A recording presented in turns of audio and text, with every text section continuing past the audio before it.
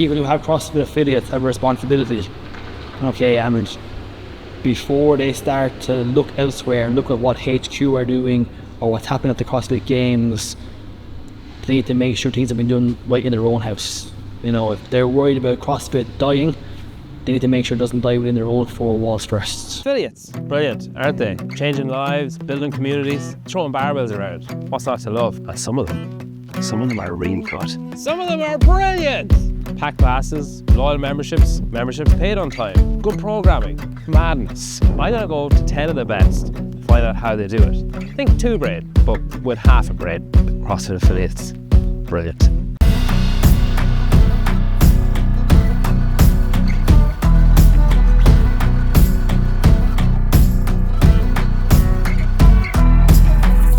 The gym has been here, in terms of us being here, has been 19 months.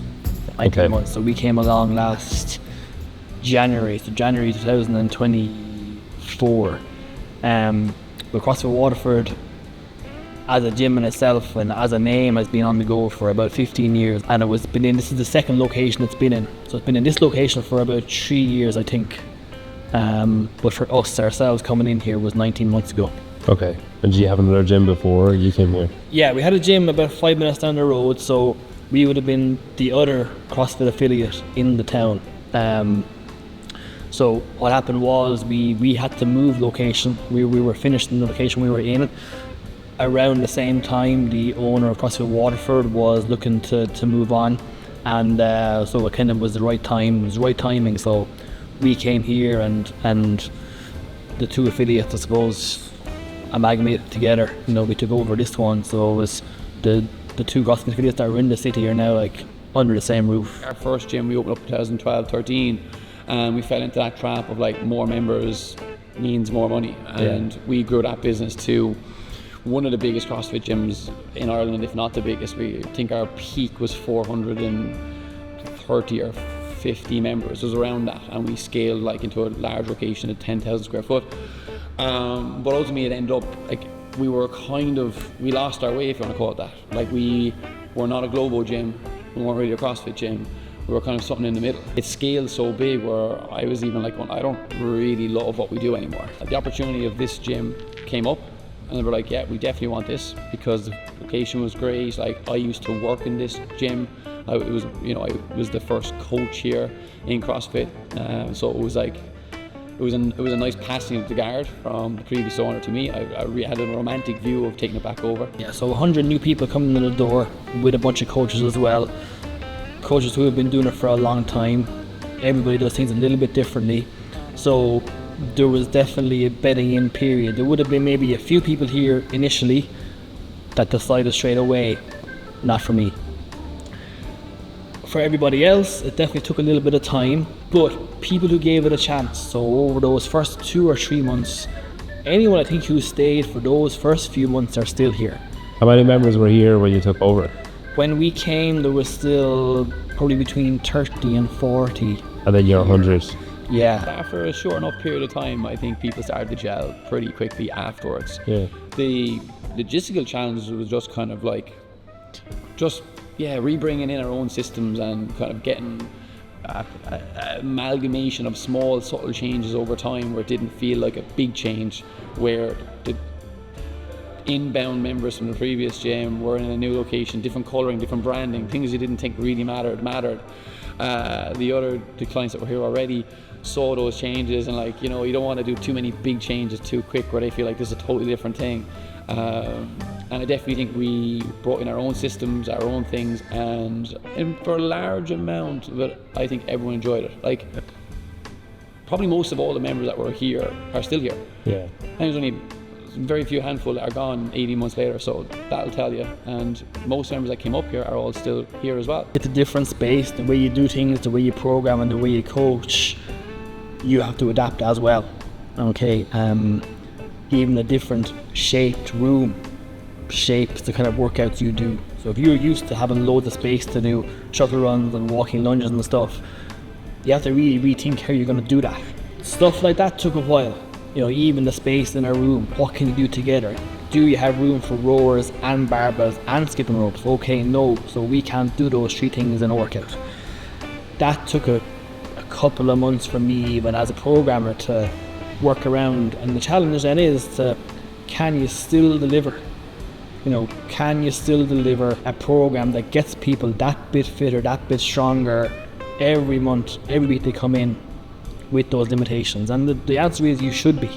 You should be able to do it. A lot of people fall into these businesses, be it, making candles, doing fitness, doing like acai bowls, or doing coffee shops and things out of passion. They love doing it first, but they don't really see the future of like, okay, if I hit a certain level, all these extra taxations come in, all of these extra things are reliant, and you kind of set your business model up on a poor path for success. Yeah. And you learn it, unfortunately, in a lagging approach, and then you have to make these adjustments. I think the biggest kickback I've seen is they do it too infrequent. So like there's big gaps in between, and what happens is the gym actually ends up losing money for little bits of money where the owner doesn't really recognize it, and then they have to do big jumps. So like small little jumps it doesn't really hurt. If you increase the membership by a tenner a year versus increasing it by 50 quid after 5 years, people will be a lot more accepting of it, basically. 1,000%. In many cases, CrossFit gyms, I believe, and the owners and the gyms and the systems and the level of care that's provided in like CrossFit gyms or small boutique gyms, like the customer experience is next to none. Like it's really, really good. And what happens is we get used to that experience, that value at a certain cost. But unfortunately, in many cases, that cost was underpriced. You could be paying for the price of, let's just call it a Skoda, but you've been driving the value of BMW. And then eventually you have to pay a BMW price, right? And then some people are not willing to pay the BMW price, but that doesn't really matter. I mean, you have to pay the price for the cost of driving the BMW, right? It's only expensive if it supersedes like the cost. Right, so like if the value is there, the cost is never really an issue. If your business falls apart from an increase of €10, like it's not the price, it's the business, like it's the value proposition you've created.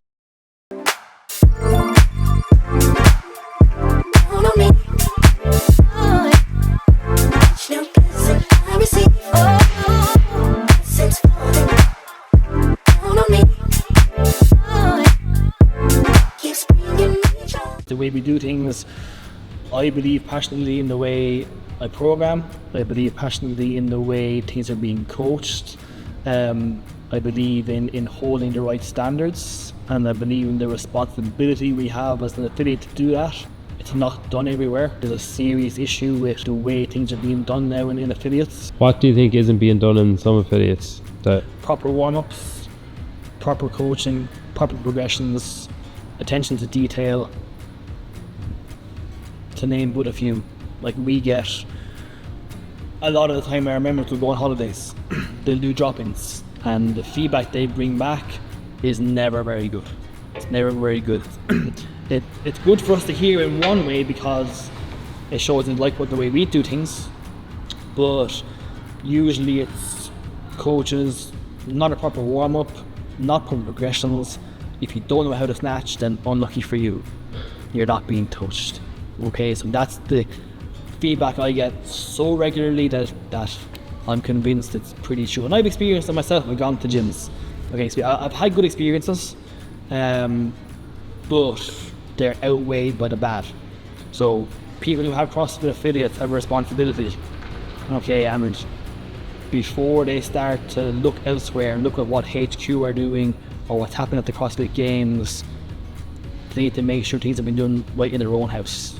If they're worried about CrossFit dying, they need to make sure it doesn't die within their own 4 walls first. We scaled kind of relatively quickly in the last couple of years. We went to 3 gyms, and with a pace that our infrastructure probably wasn't there. And something you said to me that was, I think, a really good point was some of the similarities you're seeing of the gyms that are doing the best. They're all in, right? Our team are all in. But I definitely think with our challenges over the last year, my challenge over the last year was trying to manage the growth, and specifically this gym here, I had a great team, so I kind of abdicated some of the work to them with some direction, not full direction, but we've been able to pull me back in to lead this more, and I think that's a critical part of the success of here. So come back here in 5 years' time, what would you expect? I think you're going to continuously see the evolution of us meeting the consumer needs. So we always adapt to what our customers want. An improved client journey, we want to match what our customers want within their journey. And I definitely have found a change of that over the last number of years. It used to be just competition, it used to be all the named workouts, whereas now it has more structure around making people stronger, fitter, healthier for life. Like, our clients have grown with our business, and I think our needs have changed. So in 5 years' time, I think you'll see that our business and the offerings will have matched what our clients want.